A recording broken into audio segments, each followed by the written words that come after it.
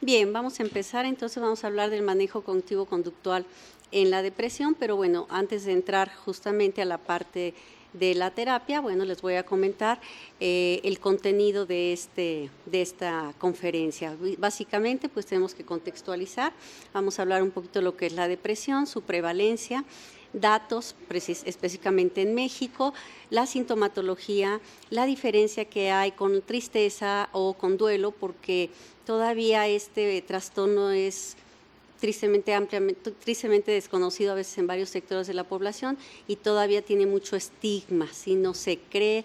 Entonces, bueno, vamos a hablar la diferencia con tristeza y con lo que sería un duelo. Hablaremos de cómo se hace el diagnóstico, la etiología o algunas de los factores, causas asociadas con la depresión. Hablaremos de los tipos principales de la depresión, la discapacidad que genera este trastorno y luego entramos directo a lo que es el tratamiento, el farmacológico, hablaremos brevemente de él y me voy directo a lo que me toca más por el área de la salud mental. Como psicóloga, bueno, pues el tratamiento psicológico, básicamente la terapia cognitivo-conductual. Hablaré de los efectos de la terapia cognitivo-conductual en el cerebro y hablaré de las terapias de tercera generación, básicamente la terapia de aceptación y compromiso y la terapia cognitiva basada en el mindfulness. Primeramente, ¿qué es la depresión? Pues es un trastorno mental, es un padecimiento psiquiátrico muy frecuente, ya que afecta a más de 300 millones de personas en el mundo. Es la principal causa de discapacidad. ¿Cuál es la prevalencia, es decir, la frecuencia de este trastorno en la población? Bueno, sabemos que afecta sobre todo más a la mujer que al hombre, en una proporción del doble. Por dos hombres que se deprimen, son 4 las mujeres que presentan la sintomatología. Llevada al exceso, una depresión no tratada y que curse con características de ideación suicida, pues puede llevar justamente a este fenómeno tan extremo. Se habla de que en los países de ingresos altos, casi el 50% de las personas con depresión no reciben tratamiento. Y también datos por Deborah Kestel de la Organización Panamericana de la Salud y de la OMS, se menciona que aproximadamente 7 de cada 10 personas con depresión no reciben el tratamiento que necesitan. Bien, datos a nivel global, a nivel mundial, bueno, sabemos que se presenta este problema en Estados Unidos entre un 6 a 16% en la población, en Europa Oriental de un 5 al 10%, en España se presenta alrededor de un 10% y anualmente cerca de 800,000 personas se quitan la vida. Se menciona que en el año 2015 fue la segunda causa principal de defunción en el grupo de 15 a 29 años en todo el mundo. El suicidio está siendo un fenómeno alarmante que merece que se ponga atención y se tomen medidas importantes. Entonces también tenemos que en el año 2015 la afectación mundial por la depresión, bueno, se habla de un porcentaje de más del 78% de los suicidios se menciona que tuvieron lugar en países de ingresos de bajos a medianos. El suicidio es un grave problema de salud pública. En México, específicamente hablando de nuestra población, bueno, se menciona que el trastorno depresivo mayor lo han presentado alguna vez en la vida el 3.3% de la población y como ven ustedes se destaca, se presenta este fenómeno mucho más en las mujeres. En un ratito más hablaremos de factores asociados. Todavía es la mujer la que sigue siendo víctima de casi cualquier tipo de violencia. Estos son datos de la Encuesta Nacional de Trastornos Psiquiátricos de la doctora Medina Mora y colaboradores. Bien, entrando a los síntomas, pues tenemos que en este trastorno psiquiátrico, que es el más frecuente que vemos aquí en este Instituto Nacional de Psiquiatría y en general en centros donde se ven padecimientos psiquiátricos, siguen siendo los trastornos afectivos y los trastornos de la ansiedad los que más atendemos en nuestra población. La depresión presenta síntomas a nivel emocional, a nivel físico y a nivel cognitivo. Por mencionar algunos, pues tenemos a nivel emocional, puede presentarse irritabilidad, hay tristeza, hay falta de energía, de deseo por hacer cosas que antes gustaban. De hecho, para hacer el diagnóstico de depresión mayor, pues hablamos de dos principales síntomas. Uno, una tristeza excesiva, y dos, lo que sería la anedonia, que es esta falta de interés por situaciones, personas, objetos que antes sí causaban ese interés, esa alegría. Cabe mencionar que estos dos principales síntomas deben estar de manera persistente a lo largo de 2 semanas, todos los días durante 2 semanas. Pasando entonces ahora a los síntomas físicos, bueno, pues tenemos que se presentan cambios, la persona reporta tener cambios en su apetito, puede ser hacia la baja o hacia arriba, es decir, puede haber falta de apetito, pero también se presenta apetito excesivo, hay poca energía, hay disminución en la libido, el apetito sexual. Y a nivel cognitivo, pues es importante mencionar que hay poca concentración, hay una rumiación obsesiva, la gente está con preocupaciones constantes, hay sensación de devaluación, sentimientos de inutilidad. Entonces, estos son algunos de los síntomas que se presentan, y llama también la atención el que las personas nos reportan dolor. Las personas cuando están en depresión van presentando dolor en alguna parte del cuerpo, por eso es muy importante hacer un diagnóstico diferencial para ver de este dolor qué pertenece a sintomatología propia de la depresión y cuál pertenecería a algunas otras condiciones.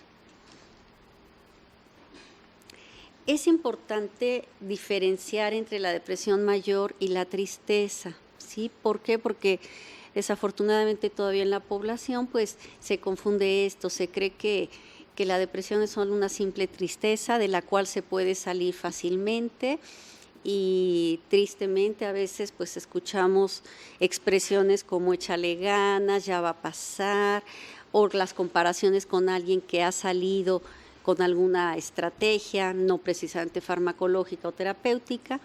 Por eso vale la pena mencionar las diferencias en lo que sería un episodio depresivo y la tristeza común. Empecemos con la tristeza. La tristeza común no es tan intensa ni va acompañada de otros síntomas. Como bien se menciona en la tabla, es ocasional, es pasajera, no dura más de unos días. Por supuesto, también es proporcional a algún estímulo o situación. En cuanto a lo incapacitante, la tristeza común no es incapacitante ni tan persistente, ¿sí? Uno puede seguir haciendo sus actividades, su vida cotidiana con ella, a diferencia de la depresión. La tristeza suele venir provocada por un hecho muy concreto, muy específico. Es como muy fácil identificar con qué está asociada. A diferencia de esto, entonces, cuando hablamos ya de un episodio depresivo, decimos que tienen que estar presentes un conjunto de varios síntomas, aparte de los dos principales que mencioné, la gran tristeza y la anedonia o la pérdida de interés por cosas, objetos o situaciones que antes causaban gusto. Pues mencioné que en la tristeza está lo dicho previamente: baja concentración, sentimientos de devaluación, incluso ideas a veces de daño, esta ideación suicida. Francamente, ya en un nivel más severo, pues puede haber una planeación incluso suicida. Hay disminución de la libido, problemas en el dormir. Entonces, esto caracteriza la depresión. Dura, como dije, 2 semanas en forma continua, diariamente. El episodio depresivo sí es incapacitante, ya interfiere en nuestra vida cotidiana y provoca deterioro. Se va a ver afectado el área tanto familiar, vamos a ver impacto en el área laboral, incluso en el área social. Las personas se aíslan, ya no quieren salir. A nivel de la comunidad también, por supuesto, es incapacitante. Y generalmente no existe una causa específica. De ahí que sea frecuente que escuchemos que las personas pueden decir, ¿cómo es que me siento así? Si tengo todo a nivel de áreas de mi vida, pareja, familia, un trabajo. Pues sí, efectivamente, a veces no hay una causa específica con la que pueda correlacionarse la presencia de todos estos síntomas. Vamos a hablar también de diferencias entre depresión y duelo. El duelo, que no es patológico, o sea, es el duelo como reacción a una pérdida, bueno, pues sí puede presentar síntomas depresivos, pero menos que ya un cuadro o un trastorno depresivo. En el duelo no patológico no hay merma, no hay mucha merma en lo que es la autoestima, ¿sí? Y el sentimiento de culpa no es general, cosa que sí se presenta en el episodio depresivo. Hay mucha sensación de devaluación e ideas de culpa. En el duelo patológico no suele haber ideación suicida y no hay un deterioro en el funcionamiento de las personas. No se nota una marcada disfunción en la actividad cotidiana, y la interferencia, duración y gravedad de los síntomas es menor que en un episodio depresivo. Entonces tenemos en la columna pues de la izquierda que en el trastorno depresivo pues sí hay sentimientos de culpa, de evaluación. Estos son persistentes, sentimientos de inutilidad. En el episodio depresivo sí, el inicio puede ser a veces brusco. Puede haber ideación suicida con la idea, el peligro de poderlo llevar a cabo, y la interferencia es mucho mayor. Hay deterioro, hay discapacidad, es mayor la gravedad de los síntomas y el impacto que suele tener en la vida de las personas. ¿Cómo se hace el diagnóstico de la depresión? Bueno, según un modelo médico, lineal, reduccionista, en donde se enfatiza que existe lo que se puede ver objetivamente, lo que se puede ver, objetivizar un daño.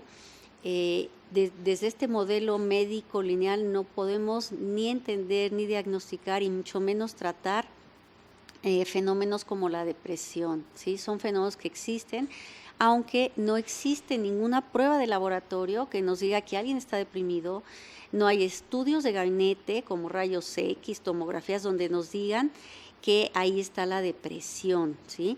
Por supuesto, hay áreas que se alteran, circuitos, toda una red, una matriz, pero no hay un lugar, no hay una precisión anatómica donde nos diga ahí está una falla anatómica que explique la depresión. Por lo tanto, vamos a ver que el diagnóstico es fundamentalmente clínico, es decir, lo debe realizar un médico, un psiquiatra, y se hace a través de qué, bueno, de realizar una historia clínica completa que nos va a permitir conocer los antecedentes personales, antecedentes heredofamiliares, que permita realizar una exploración física completa para diferenciar y considerar si hay otras condiciones médicas que puedan estar explicando estos síntomas. Sabemos que los hay, problemas en tiroides, algunas otras condiciones médicas, cáncer, problemas cardiovasculares.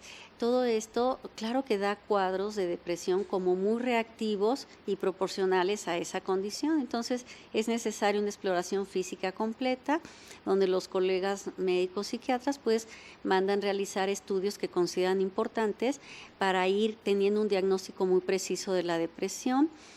Y bueno, veremos que Este diagnóstico que hacen los compañeros psiquiatras pues se hace en base a ciertos criterios que están bien establecidos en el DSM-5, que es un manual diagnóstico y estadístico de los trastornos mentales, ya está en la versión 5, y en el CIE-10, que es la clasificación internacional de las enfermedades.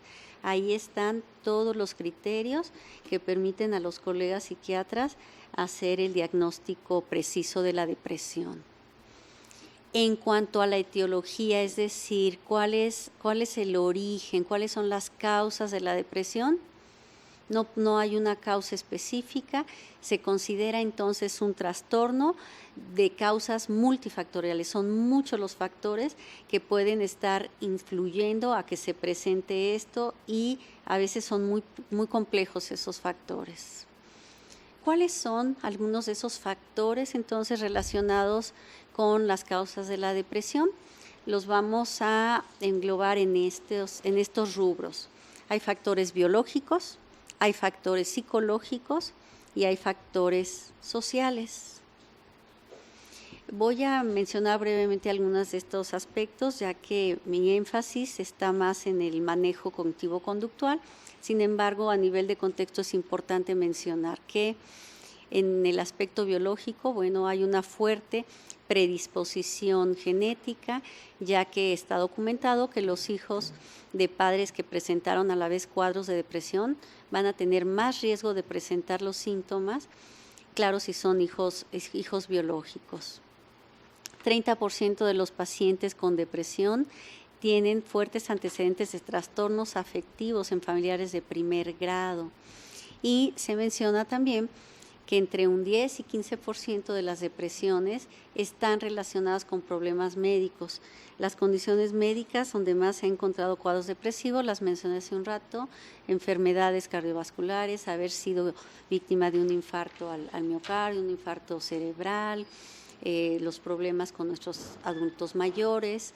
En fin, son varias las condiciones, algún diagnóstico de una condición médica importante, por supuesto, va a dar un periodo de síntomas depresivos proporcionales a esto. Lo importante es ir cuidando para, en caso de que esto persista, los síntomas de depresión, pues ir atendiendo también esto. En cuanto a factores psicológicos y sociales, en factores psicológicos pues se habla de rasgos de personalidad y se ha hablado mucho en la literatura de estos rasgos de neuroticismo, o sea, personas con dificultades en sus relaciones con otras personas, con características típicas de una gran rigidez en su personalidad, de ser muy aprensivos, de ser demasiado sensibles, como muy vulnerables a la influencia de factores tanto externos como internos, personas con características de personalidad muy dependientes. Por supuesto, se ha encontrado en personas que presentan ya diagnósticos de trastornos de personalidad, como el trastorno limítrofe, la personalidad narcisista o personas muy dependientes. Por supuesto, también personas que abusan de sustancias, pues también esto se ha encontrado una alta correlación con síntomas de depresión. También se ha encontrado en la literatura y en nuestra experiencia trabajando con pacientes que vienen con historias de maltrato en la infancia, sobre todo, de haber sido víctima de algún tipo de abuso. Y al hablar de abuso no me refiero solamente al abuso sexual, sino al abuso físico, puede haber también abuso emocional en forma de negligencia, no atender las necesidades de un niño, de un adolescente y, por supuesto, haber experimentado adversidades, haber tenido situaciones traumáticas.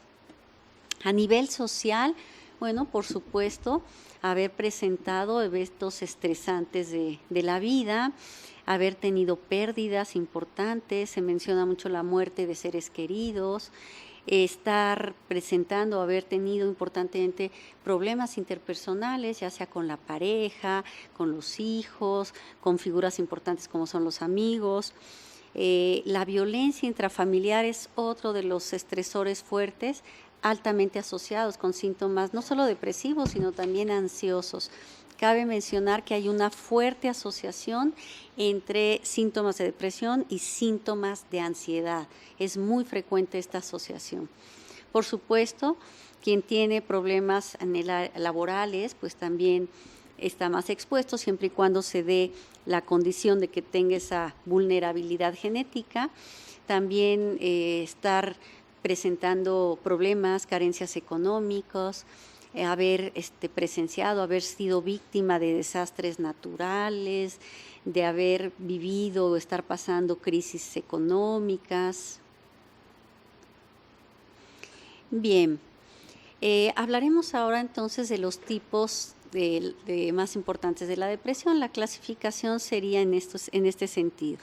Hablamos de una depresión mayor cuando los síntomas que hemos mencionado se presentan durante 2 semanas y en general hablamos de la presencia de los 2 síntomas cardinales más 5 síntomas de los que ya he venido mencionando.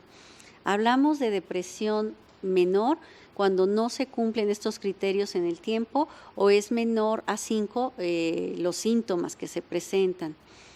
Vamos a hablar de una depresión unipolar cuando la persona presenta solo episodios depresivos. Y hablamos de depresión bipolar cuando se presentan no solo periodos depresivos, sino también hay periodos de manía o franca hipomanía. También se habla a veces en general de una depresión primaria cuando los síntomas no están explicados por ninguna otra condición médica o también del área de la salud mental, y secundaria cuando está relacionada, explicada por otra enfermedad. Bien, ¿por qué hablamos de que la depresión es un problema fuerte si no se reconoce y se diagnostica a tiempo? Pues por los datos de discapacidad que esto puede generar. En estudios realizados aquí en México, tenemos entonces, a través de un cuestionario que se aplicó de discapacidad de Sheehan, que la depresión es la que causa la mayor discapacidad. Si el promedio está en 4.72, viene después, abajo está la manía. Bueno, importante también es la agorafobia, sin tener agorafobia, sin tener un trastorno de ansiedad. La fobia social está en el 4.4. Tenemos también la ansiedad generalizada, el trastorno de pánico y quizás arriba de los síntomas de depresión, otro de los trastornos psiquiátricos que genera una fuerte discapacidad es el trastorno por estrés postraumático, sobre todo en la última década, pues todo lo que va ocasionando. La depresión y otras condiciones psiquiátricas pues generan días laborales perdidos. En esta tabla podemos ver cómo la depresión va a generar hasta un total de 25 días al año perdidos por la misma sintomatología. Vemos en esta tabla también cómo se presenta esta discapacidad fuerte en el trastorno de pánico, en la agorafobia sin trastorno de pánico y sobre todo en el estrés postraumático, por mencionar algunos otros. Es importante resaltar pues que la mitad de las personas que sufren depresión no buscan tratamiento, ¿sí? No se diagnostica en el 50% de los pacientes que sí buscan. O sea, de estos que sí buscaron, todavía está el problema de un diagnóstico adecuado. Existen numerosos estudios que nos hablan de la falta de reconocimiento de la depresión. Es muy importante esto que se vaya realizando en el primer nivel de atención, es decir, en nuestros centros de salud. Sería deseable que médicos, enfermeras, trabajadores sociales y algunos otros miembros del equipo de salud, psicólogos por supuesto, contaran con una buena capacitación para hacer un diagnóstico y poderlos atender ahí sin que necesariamente tengan que pasar tanto tiempo y lleguen a este tercer nivel de atención, donde por supuesto se atiende, aunque aquí se atienden casos ya de moderados a severos, ¿sí? Entonces, llama la atención en esta gráfica de pastel como en el nivel de la atención primaria todavía hasta un 48% no se reconoce en este nivel. El 52% todavía no se reconoce en estos niveles, por los que hay que incidir mucho precisamente ahí. Pasemos al tratamiento. contamos con dos grandes modalidades, lo que sería la farmacoterapia, los medicamentos, y lo que sería el empleo de la psicoterapia.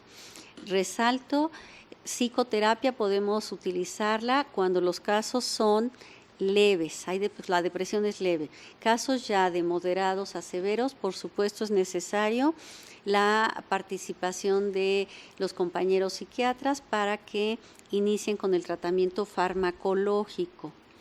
¿Cuáles son las metas del tratamiento, tanto en la medicación como a nivel terapéutico, en psicoterapia? No hay cura en este trastorno, como en muchas otras condiciones médicas, no hay cura absoluta. Es un padecimiento que puede ser tratable, que puede haber una recuperación importante. Entonces, el objetivo es reducir, eliminar los signos y síntomas de la depresión. Por supuesto, también ir monitoreando a la persona, ir evaluando para que se reduzcan las recaídas, las recurrencias, que son estos periodos que se vuelven y vuelven a presentar, y básicamente ayudarle a su inserción nuevamente en su funcionamiento, es decir, a restaurarse, a volver a activarse, a recuperar sus actividades y sus funciones.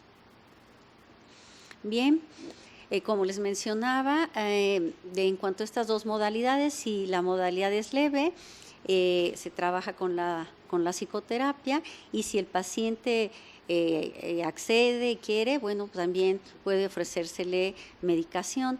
De moderado a grave, evidentemente es necesario el tratamiento farmacológico y, por supuesto, ya con sintomatología psicótica, no solo los antidepresivos, sino ya también se tiene que emplear el uso de antipsicóticos o incluso a veces otras estrategias con las que se cuenta en el trabajo psiquiátrico, como sería la terapia electroconvulsiva.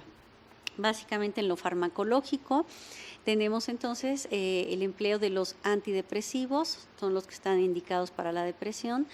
Cabe señalar que no causan dependencia. Es muy frecuente escuchar en nuestra población, incluso aquí en nuestros mismos pacientes que acuden a la institución o familiares, estos comentarios de que se vuelve uno adicto, te están drogando, te vas a hacer dependiente. Los antidepresivos no causan dependencia. Deben ser, eso sí, recetados por un médico. Enfatizamos mucho que las personas no se automediquen, ¿sí? De ahí que es importante pues tener esta información, porque en la población en general, a veces con este loable deseo de ayudar, pues la gente hace infinidad de comentarios, ¿sí? Como a mí me funcionó tal, acuérdate que a tu hermana le funcionó esto. No, si la hermana, la comadre son médicos, psiquiatras, bueno, pues tendrían la autoridad para recetar, para sugerir. Si no se tiene esto, de verdad hay que irnos con mucho cuidado. Vivimos en una sociedad mexicana en donde hacemos comentarios y creemos que podemos, sin permiso y autorización de alguien, meternos en su vida, hacer comentarios de lo que le pasa y, peor aún, de las condiciones médicas o psiquiátricas que tiene, y nos atrevemos a opinar sobre lo que debería o no debería hacerse. Cabe mencionar que una vez que se inicia un tratamiento con antidepresivos, el tiempo deseable de mantenimiento es de por lo menos 1 año. Esto para evitar las recaídas. Es muy importante sí enfatizarles que, a pesar de que vayan sintiéndose mejor las personas con su tratamiento, no lo suspendan, porque es un fenómeno frecuente. Ya me siento bien, y se creen que pueden fácilmente quitarse o reducir o quitarse la medicación. Es muy importante que lo haga el profesional. Un aspecto también importante es la cronicidad. Se reporta que hasta un 50% de los pacientes que se recuperan de un primer episodio depresivo presentan como mínimo un nuevo episodio en los 2 años siguientes a la recuperación. El riesgo de presentar episodios de depresión parece incrementarse con el número de episodios previos. Se menciona que cuando una persona haya tenido un periodo depresivo, la probabilidad de que vuelva a presentar otro periodo es de hasta un 50%. Si una persona ya presentó 2 periodos depresivos, esa probabilidad aumenta hasta un 70%. Y 3 periodos depresivos o más, la probabilidad de volver a presentar otro cuadro depresivo aumenta hasta un 80-85%. Entonces, como vemos, con el incremento de episodios de depresión, los intervalos libres de síntomas se van acortando y esto va a tener un fuerte impacto en la calidad de vida. De ahí la importancia de tener el conocimiento, buscar ayuda si se necesita y apegarse a los tratamientos. Entremos al tema a nivel de la psicoterapia. Yo les voy a hablar de lo que es el enfoque. Hay muchos en la psicología, pero el que a mí me gusta, lo he trabajado, es la terapia cognitivo-conductual. La terapia cognitivo-conductual es un modelo de tratamiento, es una aproximación que da información sobre el trastorno, sobre el diagnóstico, es decir, el elemento psicoeducativo aquí es fundamental, es de las primeras herramientas de las que echamos mano. Se brinda información sobre la evolución, sobre el tratamiento, se busca ayudar a la persona, brindarle estrategias y técnicas que le ayuden a mejorar su calidad de vida, partiendo sobre todo de la técnica más básica, lo fundamental, que es la observación. Entonces, la autoobservación toma un papel muy importante. Observar que en la terapia cognitivo-conductual, luego que pensamos, nuestras emociones o sentimientos y nuestra conducta. Es decir, los seres humanos constantemente estamos haciendo 3 cosas. Estamos pensando, damos evaluación o significado a los eventos, situaciones, personas, a todo lo que nos enfrentamos. Estamos experimentando emociones, estas reacciones fisiológicas breves, intensas, ¿sí? Siempre asociadas a un evento, son involuntarias, son un acto reflejo y constantemente estamos teniendo conductas observables con nuestros órganos de los sentidos, porque el pensamiento también es una conducta, es conducta privada. La conducta abierta es lo que podemos captar con órganos sensoriales. Este modelo, entonces, lo que intenta es ayudarle a la persona a identificar pensamientos, emociones o conductas que sean desadaptativos, que le estén dando problemas, para que una vez reconociéndola y con nuestras estrategias que brindamos, puedan llegar a tener pensamientos, emociones y conductas mucho más adaptativos, sanos y convenientes para esa persona. Algunas de las características de la terapia conductivo-conductual, es un enfoque altamente directivo. Cuando hablo, por ejemplo, de enseñarle a una persona una técnica fisiológica como la respiración profunda o una técnica de relajación muscular, se dice cómo, no como en general en la sociedad se hable con todo el buen deseo, relájate, cálmate, ya no estés triste o tranquilízate. Sí, el gran problema es cómo. ¿Sí?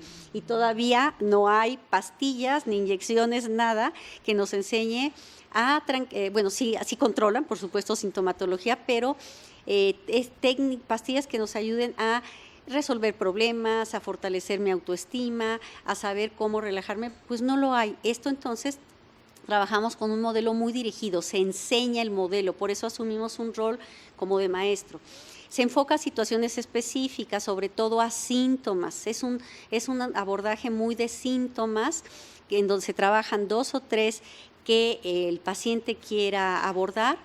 Tiene una estructura, se trabaja con un temario específico, sobre todo yo trabajo mucho a nivel grupal, entonces se trabaja a nivel de grupo, en promedio 20 sesiones, está un tema que se trabaja, se dan conceptos y se brinda una estrategia, una técnica en la que después las personas pueden participar si quieren, hacer comentarios, expresar sus dudas. La meta es ayudarle a identificar y a moderar, a modificar pensamientos, emociones y conductas. No cambiamos personalidades, esa ya está establecida. A los 17, 18 años ya están las características de personalidad de alguien. Este enfoque trabaja mucho con tareas. Se muestran las técnicas, los ejercicios y se pide que lo trabaje para que pueda llegar a aprender la habilidad y a desarrollarla. Si bien tomamos aspectos del pasado y, por supuesto, hacemos entrevista, historia clínica, para tener un contexto, nos dirigimos en el aquí y en el ahora, en el tiempo presente. Cabe mencionar que en la depresión las personas a veces se quedan muy atorados, estancados, diríamos, en el pasado, con todas las adversidades y dolores y sufrimiento. Y a veces, si también tienen rasgos de ansiedad, pues van mucho a anticipar el futuro, pero a veces de manera muy catastrófica y se les olvida el tiempo más importante de todos, que es el presente, que es el aquí y ahora. La terapia cognitivo-conductual va a este momento.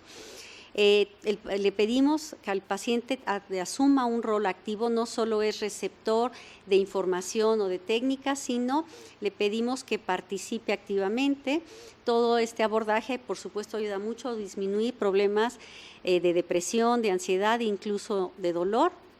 Y sobre todo mejora el funcionamiento de la persona porque enfatizamos la flexibilidad.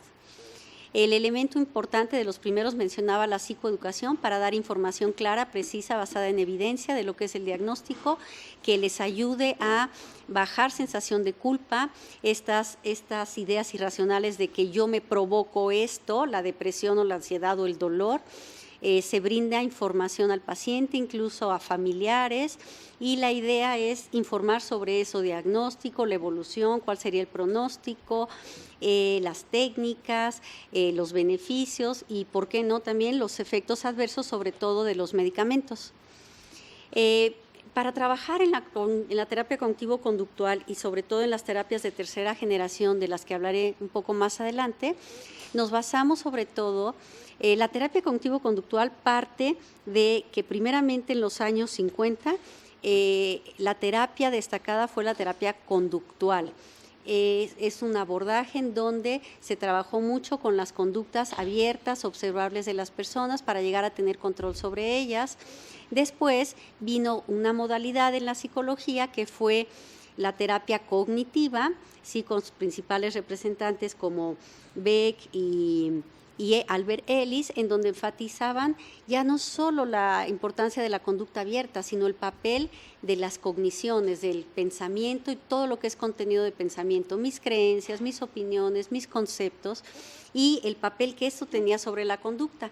Viene entonces así, después de la influencia o el periodo de oro de la terapia cognitiva, lo que sería esta etapa de la terapia cognitivo-conductual, enfatizando la interacción y la influencia entre mi pensamiento, mis emociones, sentimientos y mi conducta, cómo esto constantemente se está retroalimentando. Dentro del modelo cognitivo se postulan 3 conceptos específicos que podrían ayudar a explicar la depresión. Uno se llama la tríada cognitiva, otro es los esquemas y otro sería los errores cognitivos, los errores en el procesamiento del pensamiento, en pensamientos o formas típicas de explicar la información. La tríada cognitiva es de los elementos más importantes y se trabaja básicamente en ella porque se habla que todas las personas tenemos una visión de nosotros mismos, un autoconcepto, sabemos de dónde venimos, a dónde vamos, o bueno, por lo menos tratamos de ayudar también a las personas en esto, pero a nivel de la depresión se ha encontrado esta visión negativa de las personas. El paciente se atribuye culpas, se siente devaluado, siente que muchas cosas giran en torno a él, se compara constantemente. Otro elemento importante de la tríada cognitiva sería esa visión negativa del futuro. O sea, se anticipa el futuro así, como una nube negra, todo es catástrofe, todo es lo negativo, justo es la persona a la que le pasa todo, ¿sí? Y hay una visión de túnel muy específico, solo se ven esos aspectos negativos de la vida o de las situaciones. Y el tercer elemento de la tríada sería esa visión negativa hacia el futuro, ¿sí? Se espera poco, se vive con una sensación de desesperanza, de ya ni modo, de yo no tengo control ni sobre mi vida y menos sobre la de otras o de otras situaciones, y del futuro pues tampoco. Bien, en todo este enfoque de la terapia, sobre todo cognitiva, pues se ha hablado mucho de estas preocupaciones excesivas, sobre todo en el caso de las personas con depresión, pues hay un fenómeno muy frecuente en donde catastrofizan, se quedan, filtran solo las cosas negativas de los eventos y se quedan, diríamos nosotros, como apegados. Entonces trabajamos mucho ese aspecto, ¿no? Hacerle ver a la persona que a veces no son los eventos lo que nos causan la sensación de bienestar, felicidad o de desdicha, sino es la persona, es la interpretación que la persona hace de las cosas lo que puede llevarle a tener un gran sufrimiento y hacer que se mantenga y que incluso se exacerbe o se agrave los síntomas de depresión. A quedarse como muy pegados, muy atorados, de manera muy obsesiva, se le llama el apego, y las personas pueden quedarse muy apegadas a otra persona, a una relación que a lo mejor ya concluyó, a objetos o situaciones, con la idea subyacente de que sin esa persona, sin esa situación, sin ese objeto, es imposible ser feliz. Entonces vemos cómo es importante trabajar desde lo cognitivo en la depresión con estos aspectos, ¿no? Enseñar que a pesar del dolor, las adversidades, pues la vida sigue, no negamos esas emociones, esos pensamientos y mucho menos las situaciones difíciles que pasaron, pero hay que transitar y pasar por eso, por esa adversidad, por ese dolor, y cuando uno no se resiste a eso, ni hay una lucha obsesiva contra eso, las personas podemos transitar sin aferrarnos. Es aprender a escuchar como una sinfonía todos los instrumentos, ¿sí? Y a veces sí, pues nos podemos dar cuenta que falla un instrumento, que algo produjo disarmonía, pues así es la vida, pero que podemos reconocer esto y podemos enseñar a las personas a ver el resto de la sinfonía. Y como bien dice aquí en esta imagen, pues la vida es como un piano, ¿no? Hay teclas blancas y negras, las dos están, y a veces si las negras las comparamos con las tristezas y adversidades, pues sí existen, pero a veces es necesario esas teclas negras, dice ahí, para seguir creando música, son parte de la vida. Quiero mencionar algunos efectos desde las neurociencias, como si bien ya hay mucha bibliografía y mucha evidencia del efecto benéfico de los fármacos sobre la depresión, quiero mencionar algunos estudios importantes porque también se haya visto el efecto de la psicoterapia. Sabemos que si la psicoterapia puede tener una influencia profunda en las creencias, en las emociones y en las conductas de las personas, pues no sería sorprendente pensar que esta forma de intervenir pudiera generar importantes cambios estructurales y funcionales en el cerebro. Entonces, hay varios autores, ahí les señalo algunos, al final pongo referencias, donde se ha estudiado esto. En algún estudio, Gellenberg en 2010, al trabajar con pacientes deprimidos, dando psicoterapia, observó una reducción en el metabolismo de la glucosa en regiones frontal y temporal, en la ínsula y los ganglios basales. Cabe mencionar que el mejor abordaje para la depresión es el tratamiento combinado, es decir, la farmacoterapia con la psicoterapia. Entonces tenemos aquí, como se menciona, que con ese tratamiento combinado parece ser que se ha observado con estos cambios en estos estudios una normalización en el patrón de activación en circuitos frontolímbicos. Al final de esta diapositiva les menciono de estos mismos autores, Barzaglini y colaboradores, una serie de estudios en donde han impactado ahí en MDD, que es por sus siglas en inglés, el trastorno depresivo mayor. La psicoterapia con la que se ha trabajado, se han hecho estudios no solo con CBT, que es terapia cognitivo-conductual por siglas en inglés, sino la IPT, que es una terapia de un abordaje interpersonal en condiciones de descanso, pero también ya se han hecho estudios en donde se le pide a los pacientes que estén realizando alguna tarea y están siendo monitoreados por algún estudio como resonancia magnética, un SPECT, una tomografía. Algo también importante es que este autor, Gordaple, y colaboradores encontraron mediante el estudio de PET, que intenta medir el metabolismo de glucosa, reportaron disminuciones en la actividad prefrontal después de diferentes tipos de psicoterapia. Los pacientes deprimidos pues, fueron asignados a cualquiera de los tratamientos, ya sea con terapia cognitivo-conductual o paroxetina. Se hizo otro estudio en este sentido y después de la terapia fueron evidentes las disminuciones en la corteza prefrontal dorsal, medial y ventral, además de encontrarse un aumento en el hipocampo, que sabemos que está relacionado con aprendizaje y la memoria, y en la corteza dorsal del cíngulo. En otro estudio donde se comparó venlafaxina con terapia cognitivo-conductual, observaron en las personas que después de las 16 semanas que duraron los tratamientos, se observó disminución en la corteza órbitofrontal y en la corteza prefrontal medial izquierda, incrementando el metabolismo en la corteza occipitotemporal derecha. Les muestro esta tabla donde también vienen una serie de estudios con terapia interpersonal, cognitivo-conductual, en combinación con farmacoterapia, con algunas de las sustancias, el tipo de estudios y algunas de las técnicas pues, que se usaron como SPECT, PET o resonancia magnética funcional. Quiero mencionar algo importante en cuanto a el empleo tanto de la farmacoterapia como de la psicoterapia.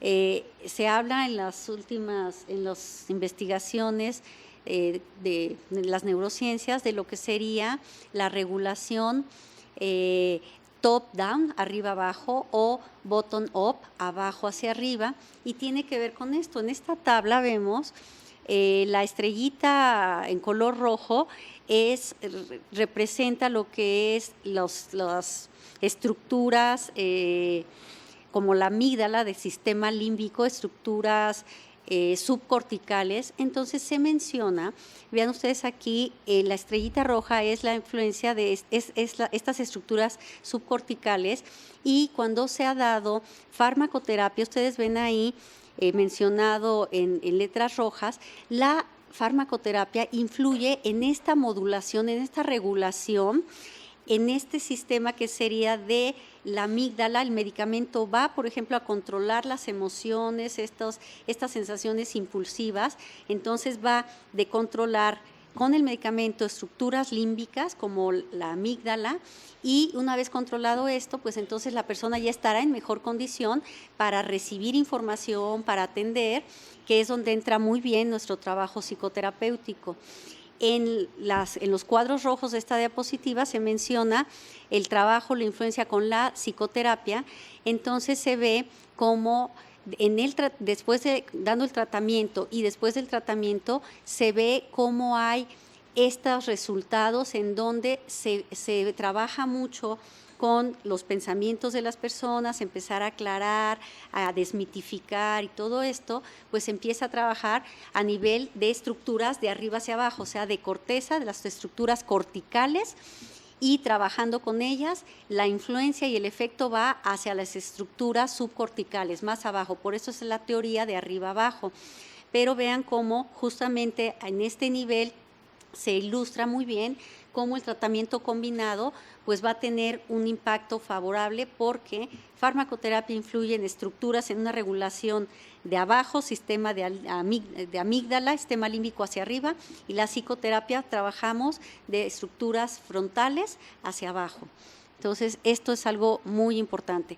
Finalmente, varios de los estudios que ahí les mencioné en tablas hablan de que, si bien a veces hay resultados heterogéneos, ¿por qué? Pues porque a veces varían las técnicas de neuroimagen, el tipo de terapia, el paradigma experimental, pero parece que la mayoría de estos resultados anteriores sugieren que el tratamiento psicológico de pacientes con depresión unipolar produce una normalización en el patrón de activación en circuitos frontolímbicos, como les digo, con la teoría de la regulación arriba hacia abajo.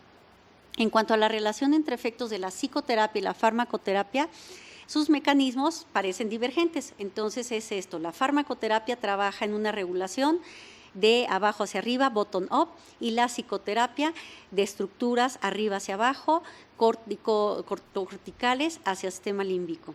Se sugiere entonces pues que la combinación de ambas es lo que puede impactar en la mejoría de las personas afectadas por depresión. En esta tabla de alguno de estos artículos vamos a enfocarnos a depresión. Ahí se ve todas las estructuras que están implicadas. En la parte de abajo estaría la explicación de pues, la corteza anterior del cíngulo, otras estructuras de la corteza prefrontal, como en cada uno de los desórdenes, obsesivo-compulsivo, pánico, estrés postraumático, esquizofrenia y la depresión específicamente, pues cuáles son las estructuras que se ven afectadas por ese trastorno. Y les mencionaba yo los cambios que se están observando por el tratamiento combinado. Esta otra tabla, si bien pues está cargado, ahí les pongo la referencia y sobre todo al final van a ver ustedes toda la serie de estudios en qué desorden psiquiátrico han trabajado y el tipo de estudio de imagen que se ha trabajado. Aquí estaría básicamente ilustrado, este es otro estudio en donde trabajando específicamente con la técnica de imaginación guiada durante 5 sesiones en pacientes con depresión, se tuvo un efecto justamente al pasar de esta regulación de corteza prefrontal hacia abajo. Entonces se encuentran resultados de verdad sorprendentes.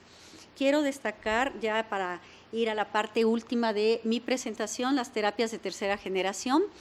Estas surgieron en 1990, pero es como hasta 2004 que se habla mucho de ellas, y lo importante de ellas es que se va a trabajar mucho más el contexto. Se habla que las limitaciones de la terapia cognitivo-conductual es que iba muy directiva a síntomas, y en las terapias de tercera generación, estas de vanguardia, se trata de tener nuevamente, regresar a un aspecto de considerar el contexto de la persona.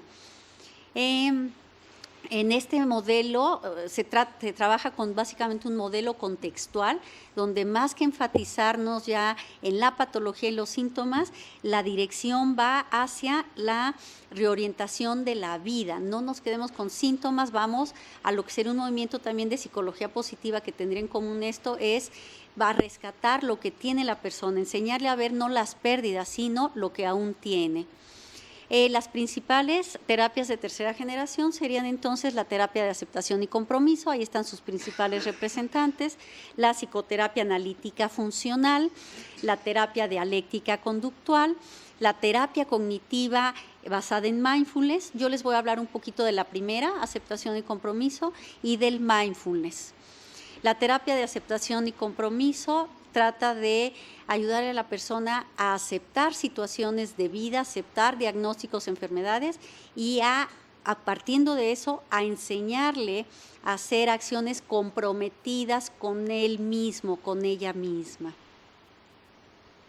Cabe mencionar que esta terapia de aceptación y compromiso enfatiza mucho el exceso de hablar de sufrimiento y de cómo se cayó en enfatizar que sufrimiento es contrario a bienestar y a felicidad, como si fueran dos aspectos de un extremo. No, el sufrimiento es parte de la vida, y quizás en esta lucha, a veces de la misma publicidad y mercadotecnia y otras áreas del conocimiento en donde hay que evitar a toda costa el sufrimiento, no, porque a veces en esta lucha y en esta resistencia se acaba sufriendo más y por más cosas, ¿sí? Partiríamos, como bien dice aquí un escritor, un jesuita, Anthony de Melo, pues lo importante es quedarnos en el presente, enseñar, siendo modelos, por supuesto, nosotros mismos, a disfrutar del momento presente. Al pasado hay que reconocerle su influencia y aprenderle. El futuro hay que anticipar y organizar lo posible, pero sin descuidar el momento presente. Vamos a hablar entonces ahora de la terapia cognitiva basada en el mindfulness, que complementa mucho la terapia de aceptación. Entonces vean, el principal énfasis sigue siendo en el aquí y en el ahora. Ese es el único tiempo en el que podemos tener cierto control. El mindfulness entonces es una forma de meditación introspectiva que va a ayudar a las personas a ser conscientes de lo que está ocurriendo en el momento presente, sin juzgar, sin alterar, sin criticar. Consiste entonces en ayudarnos a cultivar la conciencia de nuestro propio cuerpo, de nuestra mente, aprendiendo a vivir en el aquí y en el ahora. Hay dos tipos básicos de mindfulness. Uno sería el informal, que sería prestar atención a las actividades cotidianas que hacemos. Si yo estoy ahorita aquí en una videoconferencia, pues me centro aquí en toda la información que me dan mis órganos sensoriales internos e internos, y poner en ella entonces todos los sentidos.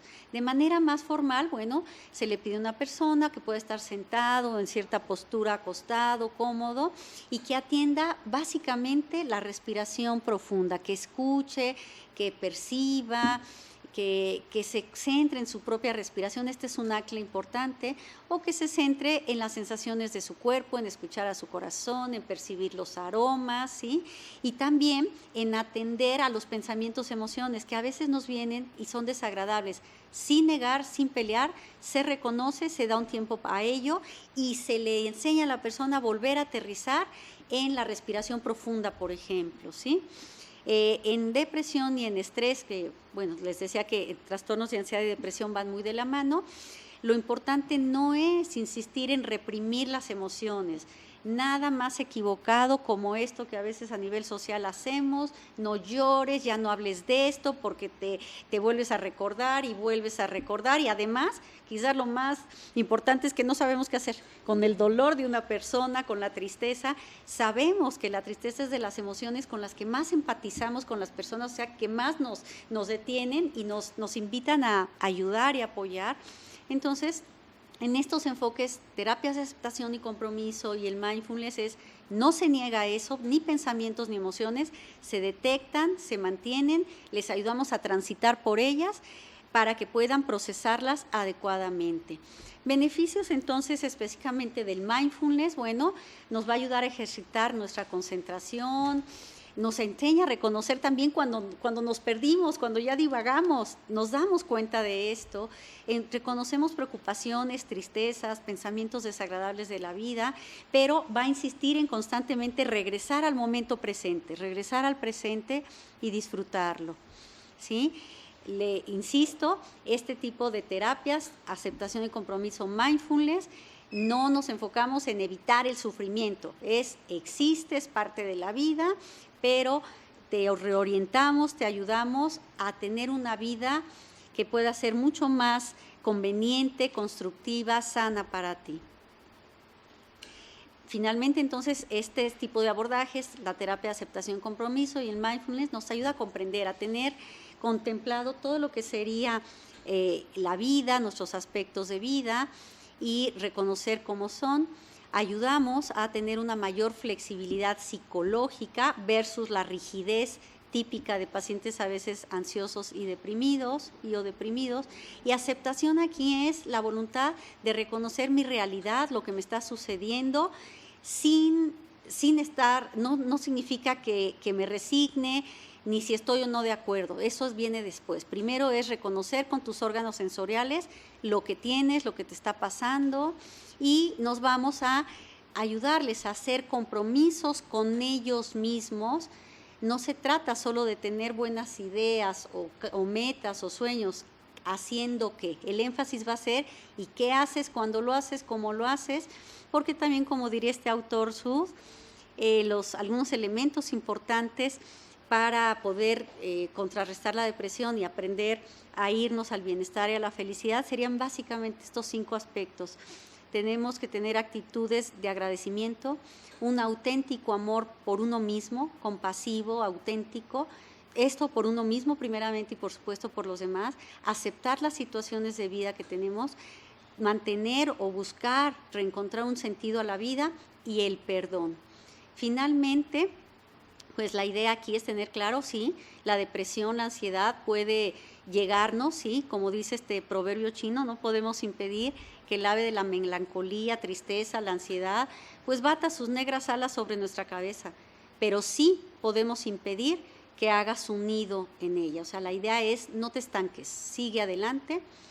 Y bueno, parte importante es también tener estilos de vida saludable, donde el ejercicio, la alimentación, la higiene del dormir, el descanso, la recreación son importantes, y por supuesto un manejo adecuado del estrés nos puede mucho ayudar. Conclusiones: la depresión es una enfermedad psiquiátrica común, muy frecuente, Por supuesto, es susceptible a tratamiento y tenemos que enfatizar mucho nuestros esfuerzos a la prevención. Y claro que, por supuesto, en caso de no tratarse, hay quien la minimiza, quien no es consciente de su impacto, pues puede caer en cronicidad, en agravar otras condiciones médicas o psiquiátricas y en el extremo de los casos, llevar al suicidio. Elementos importantes, la psicoeducación, como esto que estamos llevando a cabo a través de la videoconferencia, detección temprana, cursos de manejo de estrés, de afrontamiento. Todas estas son medidas muy importantes para la depresión y bueno, les comparto aquí algunas reflexiones. Finalmente, el dolor, las pérdidas, las adversidades, sí, es un hecho, se presentan sin que las llamemos, sin que las invitemos. De uno depende que se conviertan en el amo, se haga copia de las llaves de nuestra casa y de nuestra vida y se quede a vivir para siempre, pero puede ser que optemos por no. Nosotros elegimos por el no. Usted, ojalá que elija adecuadamente. Muchas gracias.